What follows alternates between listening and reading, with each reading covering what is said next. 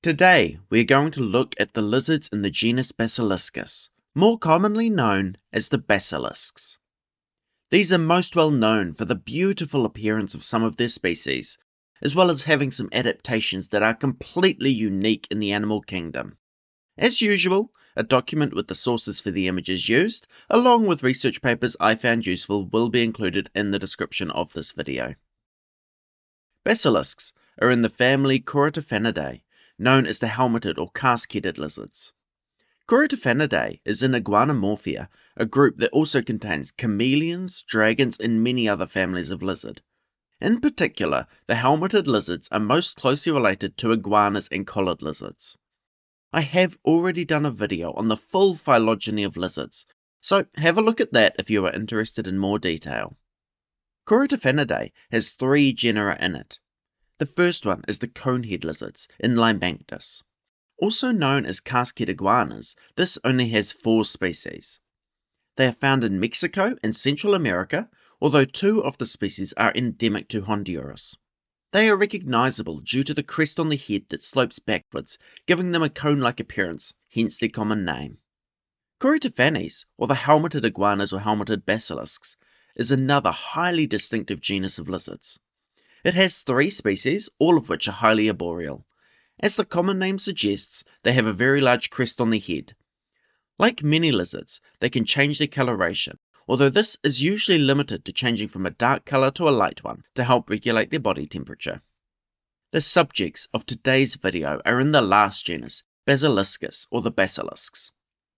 Despite the common name, there is no relationship between basilisks and the mythological snake of the same name.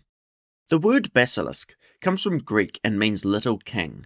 The lizards we are talking about today were named that due to the crown-like crest on the head, while I am guessing the mythical animal got the name for being the so-called king of serpents. Basilisks do have some other common names, and you may notice an interesting theme with them. These names include the Jesus Christ lizard, Jesus lizard, and, in Spanish, Legato de Jesus Cristo. So, why are these animals named after Jesus? Well, it is because they share a rather surprising ability with them. They can both walk on water. For those unfamiliar with biblical stories, one of the miracles that Jesus is believed to perform was walking on the surface of the Sea of Galilee to reach a boat his disciples were on, calming a raging storm as he walked. Alright, so if Jesus could perform miracles, how did the basilisks do it? Quite simply, they use science. They run standing up, using only their 2 hind legs. These feet have specialized scales on the fringes of their toes to increase the surface area of their feet. When running on water, they use these fringes to trap air, giving them more buoyancy and preventing the foot from sinking too quickly. It is this, along with their posture and running technique, that allows them to run over the surface of water. They can run over water at a speed of about 1.5 meters or 4.9 feet per second. But, as you might expect, they cannot maintain this for very long. It depends on the size of the individual, but they will start to sink after about 4 or 5 meters, or 15 feet. At that point, they will drop onto all fours and swim away. Juveniles and smaller individuals can run for longer before sinking, due to having less weight, and they have been recorded at running a lot further over water, up to about 10 or even 20 meters, or 32 to 65 feet. This ability is so unusual and iconic that it has been widely studied by specialists in many different fields, not just biologists. For example, engineering, biotechnology, and nanorobotics researchers have had some success in creating robots to move over water from studying the physics and motion that basilisks use. Basilisks do not run over water for no reason. They only do it to escape from danger on land. Basilisks are excellent swimmers, but there are many aquatic animals that could prey on them, so the water is not really any safer than the land is. It is an effective escape from whatever the danger on land is though, as most predators would not be able to follow them quickly. If this does not deter the predator, then basilisks can dive and remain underwater for up to half an hour. Although their anti-predator behaviors are their most well-known and well-studied adaptation, they do have other features that make them just as unique, and one example of this is their method of thermoregulation. Thermoregulation is the ability of the animal to maintain their body temperature. This is especially important in reptiles, as they are ectothermic and so rely on their surroundings for warmth. Most reptiles do this using one of two behaviors. The first is basking in the sun. They will find an exposed area where they can bask and use the warmth from the sun to increase their body temperature. This is, of course, only really an option for diurnal reptiles. Nocturnal ones tend to use the other method, which involves using microhabitats to increase or decrease their body temperature as needed. This could include burrowing in leaves or soil, or finding a rock that still holds some heat from the day to warm up, and then moving to cooler substrate if they need to lower their temperature. That is why reptiles can often be found on roads at night time. Asphalt is an excellent conductor of heat, and so is often warm long into the night. These two methods are not mutually exclusive either. Many reptiles use a combination of the two. However, returning to the basilisks, their main method of thermoregulation is the first one, basking in the sun. They do have a secondary way to thermoregulate themselves, but as far as we know, this strategy is unique among living animals. They can use their crests to cool themselves down when living in environments that are too warm for their preferred body temperature. This is a fairly recent discovery in basilisks, with older research assuming that the crests only had a function in sexual selection, since they are much larger on males. This is likely still true, but it is interesting that there is another use for them. Using structures like this for thermoregulation has only been theorized in some extinct animals before, most famously in Dimetrodon. Although sometimes confused for a dinosaur, Dimetrodon was a sailback synapsid from the Permian era, long before the first dinosaurs appeared.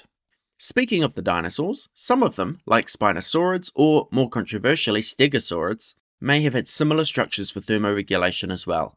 Since all of these animals are extinct, it is a hard theory to prove. Finding evidence of this in living reptiles is exciting, as it can support these theories that prehistoric animals may have used a similar strategy, even if they are extremely distantly related to the living basilisks. The first species that we will be looking at today is the western basilisk, Basiliscus galeritus.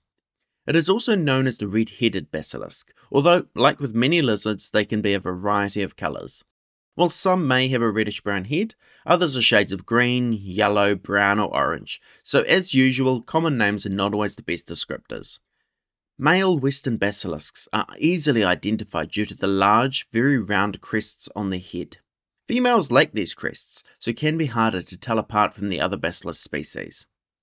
Both sexes can be identified by the brown bands side to side across their body and tail, which is very different to the stripes running head to tail that the other basilisks have. Male western basilisks reach around 77 cm or 30 inches long, while females can be 63 cm or 25 inches. Their colour, as I mentioned earlier, can be variable, but they often have an olive-green body with a reddish-brown underside. They sometimes have a narrow white stripe or a line of white dots on each side of its body. Western basilisks are found in northwestern Colombia and Ecuador, with a remote population across the border in Panama's Darien National Park. They have also been introduced to Gorgona Island off the coast of Colombia, where they have become a problematic invasive species. Western basilisks live in lowland forests. Despite that statement, it appears that the forest is not the most crucial part of their habitat. They can tolerate high levels of habitat loss, up to and including complete deforestation. They can even be found in the middle of urban areas, as long as there are a few trees that they can use for refuge. What they do require is a suitable source of water, such as a river or stream. If their water source becomes heavily polluted or degraded, then they will disappear from the area. They are omnivores, eating insects, crabs, lizards, frogs, fish, seeds, fruit, and leaves. Like most lizards, western basilisks lay eggs. Females will excavate a nest in soft soil or sand near a river or stream. She will then lay 3 to 15 eggs into this nest, which will hatch after about 4 months. Few reptiles care for their young, and basilisks are no exception. The young are fully independent as soon as they hatch. The western basilisk is considered least concerned by the IUCN. It is found over a large range and has no significant threats. It is tolerant of deforestation, and while water quality can be an issue, this tends to be a localized issue and is not a large-scale problem within their range. They also lack another pressure faced by the other basilisk species. They are not usually found in the pet trade. Large amounts of basilisks are taken from the wild every year for this purpose, but the western basilisk seems to have avoided becoming a target. All basilisks can make challenging pets due to their need for large enclosures, including both land and water habitats, and their skittish natures. However, other species seem to be preferred, either being lower maintenance or, in the case of the green basilisk, having a more striking appearance. This brings us to the green or emerald basilisk, Basiliscus plumifrons. All basilisks look striking, but the green basilisks are often described as being the most beautiful. As their name suggests, they are bright green, but they also have lines of whitish-blue dots down their back. They are also sometimes called plumed or double-crested basilisks, which are due to the males having a large crest on their head and a second long crest down their back and tail. Green basilisks are sexually dimorphic, as females only have a small crest on their head and none at all on their back. Green basilisks are the largest basilisk, with a total length of around 91 centimeters or 3 feet. Green basilisks are found in Central America, from Honduras to Panama. Oddly, some web pages list that they can be found from Mexico to Colombia, but I could find no evidence for this much larger range. The IUCN gives the range that I mentioned above.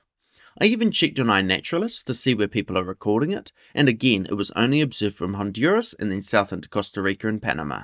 In other words, nowhere near Mexico or Colombia. iNaturalist does have a few random observations in Florida, but these are likely from released or escaped pets, as there is no known population of wild breeding green basilisks in the United States. They live in lowland tropical forests. While they are often found near water, they do not seem as reliant on it as other basilisk species, and can be found much further away from streams and rivers. Like other basilisks, they are omnivores, eating a wide variety of insects, crustaceans, small vertebrates, and plant material. Male green basilisks are fiercely territorial and will fight other males. Their territory can encompass the ranges of several females, which the male will mate with during the breeding season. Unusually for an animal with such strong sexual dimorphism, males do not appear to display to attract females. There is a head-bobbing ritual the male will undergo to ensure the female is receptive to him before he approaches her, but it is definitely not a competition with other males. That is what the fighting over territory is for. The female will lay 5 to 15 eggs in a sandy hollow. These will hatch after 8 to 10 weeks and are fully independent from birth. Young basilisks become sexually mature between 18 to 24 months. Young males look similar to the females, as they do not grow their enlarged crests until they are sexually mature. Green basilisks are favoured in the pet trade for their striking appearance. They are not easy pets, and should probably not be kept by an inexperienced reptile keeper, but they can be successfully kept. Males in captivity never seem to get as large crests as wild specimens, but the reasons for this are unknown. It could be due to stress or simply not being an animal that thrives in captivity, or it could be that they simply are not needed in captivity for some reason. A lot about these animals is still unknown. While green basilisks make good ornamental pets, they do not respond well to being handled, often struggling, scratching and biting. As such, it is recommended to only handle a pet basilisk when necessary, such as for visiting a vet. Fortunately, captive bred specimens are readily available from breeders, which means that their wild populations are not negatively impacted by collection for the pet trade, always a concern when an animal is popular. Green basilisks are listed as least concern by the IUCN.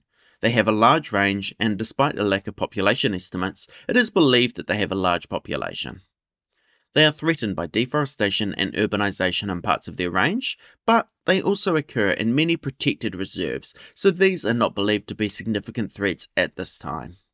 Common basilisks, or Basiliscus basiliscus, are brown or olive in coloration, but have a distinctive white or yellow stripe from their upper lip and down their neck and part of their body. This stripe is clearest in juveniles, but does fade as the lizard gets older. Like in the green basilisk, males have crests on their back and tail, in addition to the one on their head. Females lack these, but do still have a crest on their head. Adults can grow to a total of 76 centimeters long, although about 70 to 75% of this is their tail, which is very long compared to their body. Females are smaller than males, and often only weigh half as much. Common basilisks are found throughout Costa Rica, Panama and Colombia, and in small areas of Nicaragua and Venezuela. While they are typically a lowland species like other basilisks, they do seem more tolerant of higher altitudes as well, and in some regions can be found up to 1,200 meters or 3,900 feet above sea level. They are mostly found on the Pacific coast, especially in countries like Costa Rica with a mountain range dividing much of the country. This is in contrast to the green basilisk, which is more common on the Atlantic coast. They have a similar diet to other basilisks, eating insects, eggs, flowers, and small vertebrates. Females lay 10 to 20 eggs, and these hatch after 3 months. They can lay 3 to 4 clutches of eggs in a year. While this species will display the water-running ability the genus is known for, they prefer camouflaging themselves under the leaf litter of the forest floor. They can remain motionless for a long time to try and avoid detection. They will typically only run over water if this camouflage fails, and are excellent swimmers and divers. Juveniles have even better camouflage, so are particularly adept at using the leaf litter to hide. Like many lizards, common basilisks face many potential predators, including large reptiles, birds, and mammals, so these anti-predator defenses are important for them to avoid or escape from confrontations. The brown basilisk, or Basiliscus vittatus, is also known as the striped basilisk. This common name is due to the distinctive yellow stripes down their body. Unfortunately, in some areas it is also known as the common basilisk, despite being a completely different species to the actual common basilisk that we were just looking at. Again, this is with the common names being very unhelpful. Like with the common basilisk, these yellow stripes darken with age. This means that while they are extremely obvious on the juveniles, the stripes can completely disappear on older adults. The brown basilisk is found from Mexico, all the way through Central America to southern Costa Rica or northern Panama. Unlike the green basilisk, the brown one does have an invasive wild breeding population in the United States. It has a sizable population on the Florida Peninsula around Miami. It is one more pest in a state known for having 3 times as many invasive lizards as it has native ones. Males can get up to 61 centimeters or 21 inches long, including their tail. Females are smaller, however. Like with the other basilisks, it has a very noticeable crest. In the brown basilisk, this crest is in 3 parts, one on its head, its back, and its tail. While one continuous crest, it can look like 3. This is due to it almost disappearing on the neck and at the base of the tail, making them look separate. Males have a much larger crest than the females, but females do still have this long crest. It has excellent camouflage, making it difficult to see when sitting motionless. The stripes likely help with this, as stripes like those seen on the brown basilisk have been shown to break up the animal's outline, making them harder to detect. Females lay around 2 to 18 eggs in a clutch, and can lay 5 to 8 clutches per year, making them very prolific. These eggs hatch after around 3 months, and like with other basilisks, the young are fully independent. Given the number of clutches they can lay, they presumably can breed all year round, but mating is most common at the beginning of the rainy season. Brown basilisks can live for 7 or 8 years in captivity. While their lifespan in the wild is not known, it is estimated to be less, probably from 2 to 6 years. I hope you enjoyed this video. Basilisks are fascinating lizards with some truly unique adaptations and behaviors. Their ability to walk on water is not only unique, it has also been extremely helpful for researchers, as they have been able to study the physics and mechanics basilisks use to create artificial equivalents. Not only this, but their recently discovered ability to use their crests to control their body temperature may also help answer the various theories that some prehistoric animals did something similar. Thank you for listening, and feel free to suggest another group of animals you want to see me cover in the comments.